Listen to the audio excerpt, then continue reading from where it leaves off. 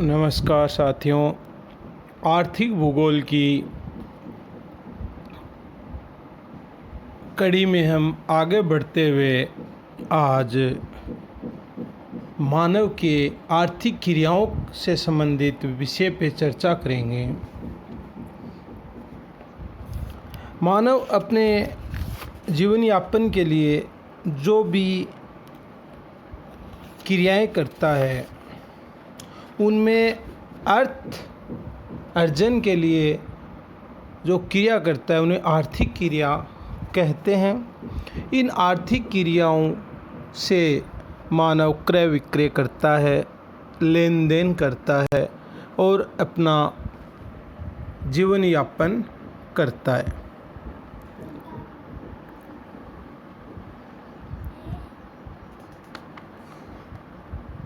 मानव ने आरंभ में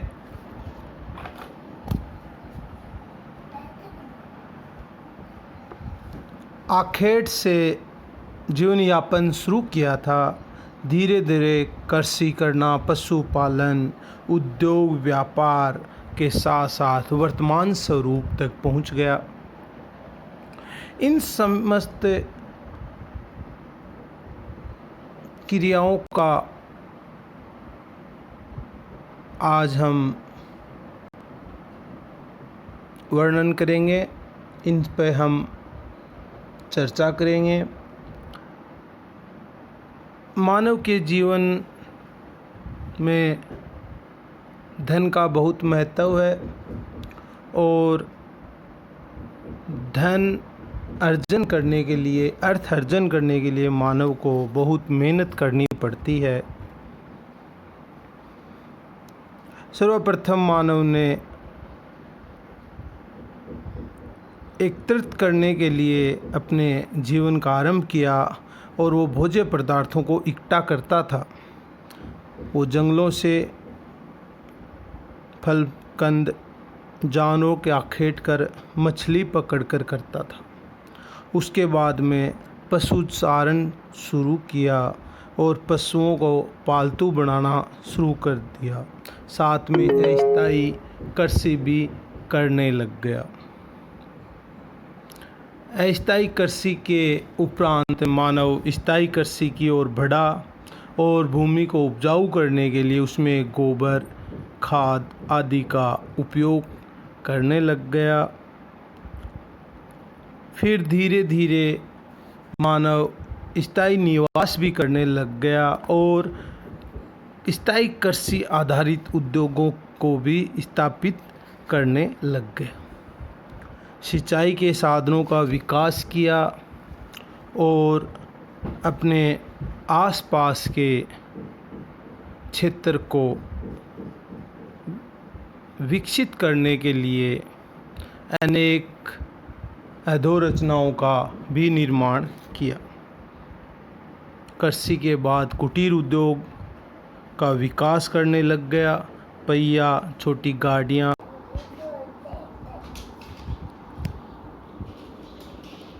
कुटीर उद्योग के बाद में औद्योगिक विकास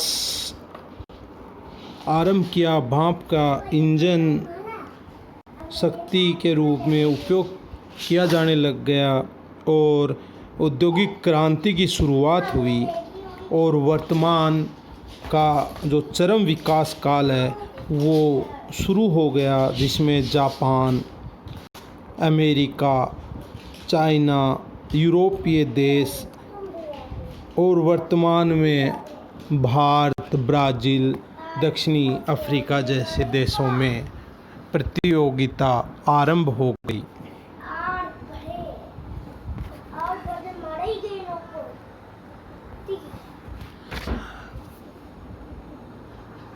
इन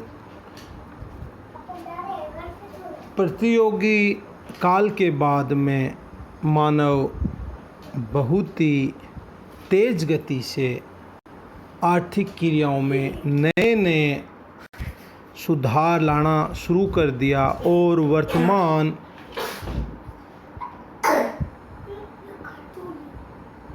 वर्तमान काल में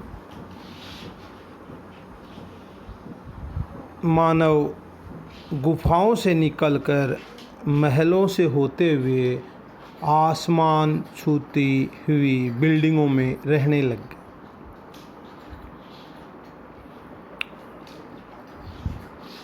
इन सब का आज हम अध्ययन करेंगे। मानव की आर्थिक क्रियाएं, व्यवसाय।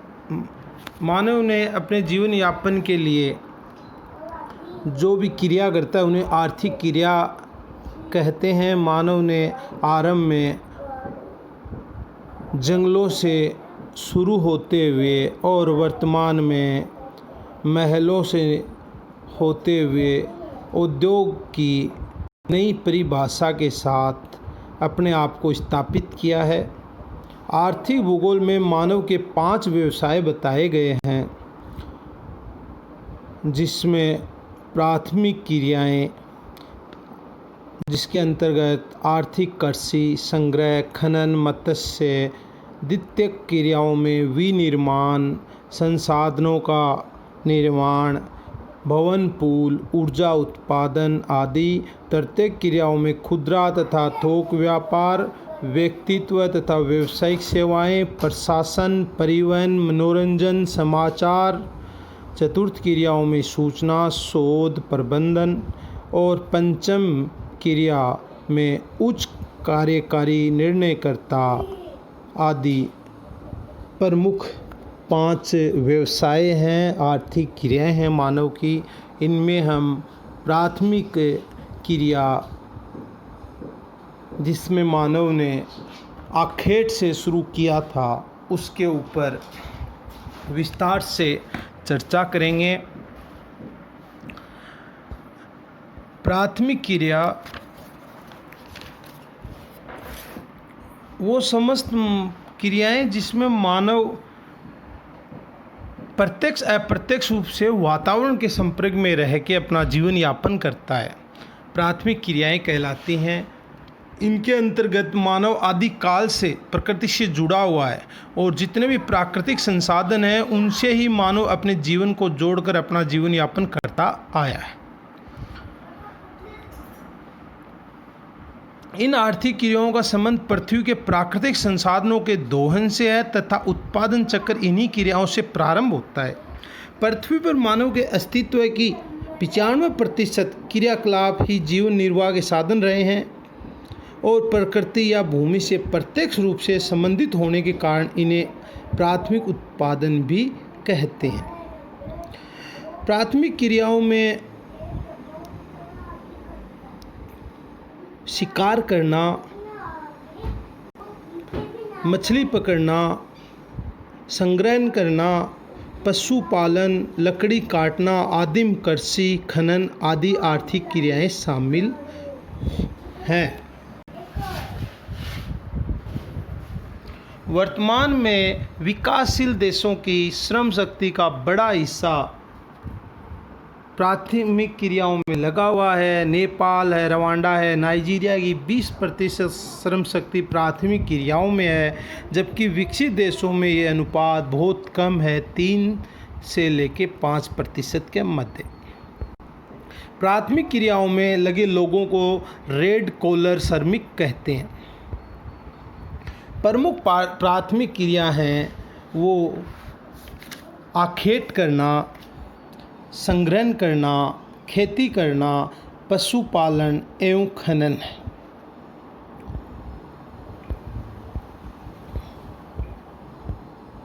तो आपको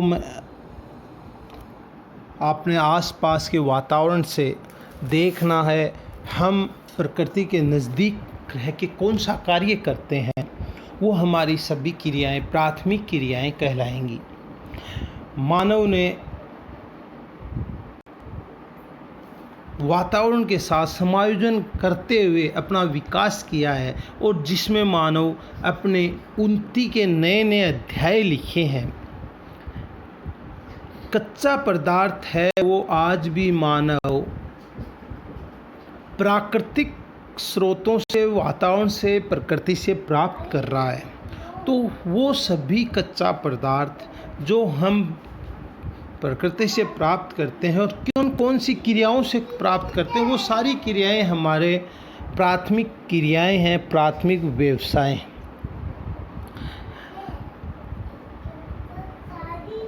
खेती करना, अपने परिवारजन, अपने गांव में, पड़ोस में किसान खेती करता है, पशुपालन करता है, वो हमारी प्राथमिक क्रियाएं हैं।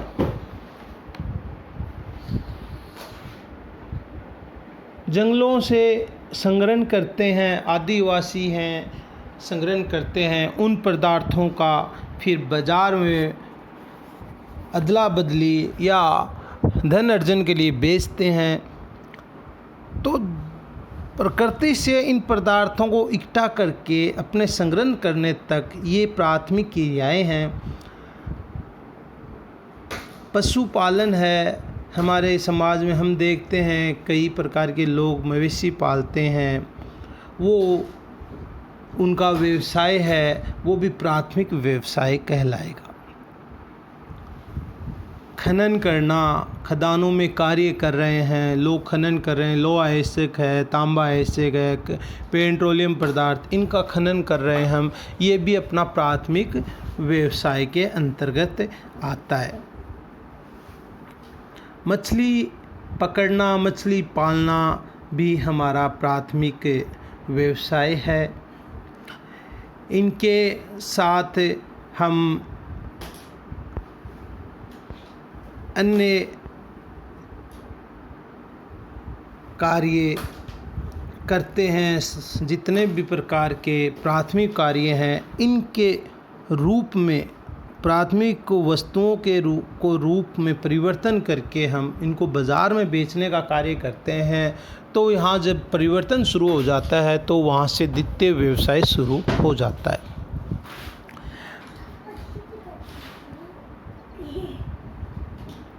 प्राथमिक व्यवसाय में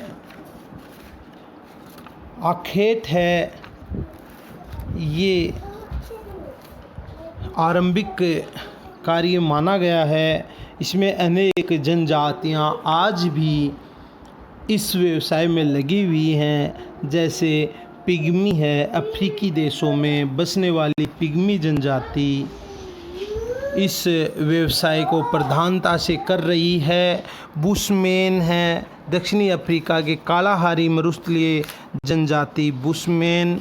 एस्किमो, उत्तरी अमेरिका महाद्वीप के शीत प्रदेशों में रहने वाली जनजाति एस्किमो, ये कार्य वर्तमान में भी कर रही हैं। भोजन इकट्ठा करना, भोजन इकट्ठा करने के लिए जंगलों में आदिवासी जनजाति और अभी भी इस कार्य में लगे हुए हैं। कंद फूल, फल, शहद आदि इकट्ठा करते हैं और इसे बाज़ार में बेचने का कार्य करते हैं। इसमें अधिकतर लोग कांगो बेसिन, गिनी तट, अफ्रीका में अमेजन बेसिन, दक्षिणी अमेरिका में मलेशिया के सेमांग, सकाई और अन्य दक्षिणी पूर्वी एशियाई भागों में लोग वन्य उपज इकट्ठा करके बाज़ार में बेचते हैं। लकड़ी काटने का कार्य शीत और उष्णकटिबंधीय और शीतोष्ण क्षेत्रों में प्रचुर मात्रा में किया जाता है, जिससे लुगदी बनाना, इमारती लकड़ी का उपयोग करना और अमेरिका, भारत, चीन, ब्राज़ील, कनाडा आदि लकड़ी व्यवसाय में अग्रणी देश हैं। पशु चारण में चलवासी और व्यापारिक पशुपालन दो प्रकार का होता है। चलवासी पशुपालन में उष्णकटिबंधीय क्षेत्र जहाँ पे घास के मैदान है, सवाना घास का मैदान है, अमेरिका में कंपोज से लानोज और ऑस्ट्रेलिया में क्वींसलैंड प्रदेश में प्रमुखता से किया जाता है। एशिया के किर्गिज, कजाक व कालमुक जाति के लोग पशुपालन करते हैं। उनमें किर्गिज लोग मौसमी स्थानांतरण भी करते हैं। यूरेशिया के टुंड्रा जलवायु वाले प्रदेशों में लेप्स, तुंग, चुकची और कोरियाक जनजाति रेंडियर जानवरों को पालती है। अफ्रीका में कीनिया, तंजानिया, युगांडा, पूर्वी पठारी भागों में रहने वाली मसाई आदिम जनजाति बिचलवासी पशुपालन करती है। व्यापारिक पशुपालन धीरे धीरे विकसित होते देशों में नॉर्वे, स्वीडन, फिनलैंड के लेप्स जनजाति, आर्कटिक देशों में Canada, America, great Britain, France, Germany, Denmark, रूस, ऑस्ट्रेलिया, न्यूजीलैंड में किया जाने लगा है। कृषि के अंतर्गत कृषि शिफ्टिंग फार्मिंग, जिसे काटो और जलाओ कृषि भी कहते हैं, इसके विभिन्न क्षेत्रों में विभिन्न प्रकार के नाम हैं। जैसे मलेशिया में इसे लदांग कहते हैं, फिलीपाइंस में केंगिन कहते हैं, मेक्सिको में मिल्पा, वेनेजुएला में इसे कोनुको, ब्राज़ील में रोका। शिफ्टिंग फार्मिंग में मलेशिया की लदांग, मेक्सिको की मिल्पा, ब्राज़ील की रोका, म्यांमार की टोंग्या, श्रीलंका की चेना, भारत की झूम, सूडान की नगासू आदि प्रसिद्ध कृषियाँ हैं।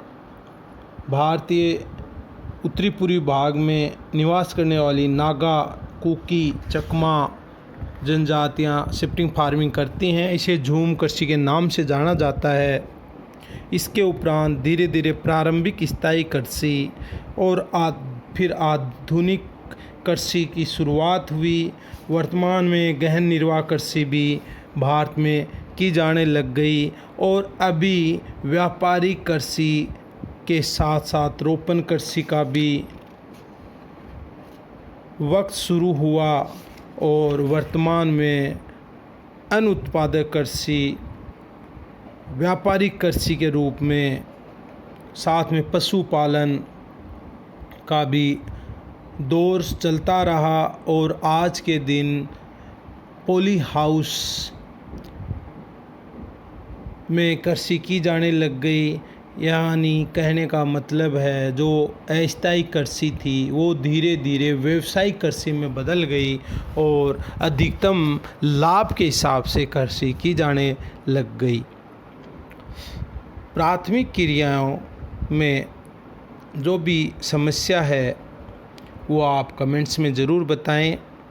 अगले वीडियो में हम द्वितीयक क्रियाओं के बारे में चर्चा करेंगे। धन्यवाद।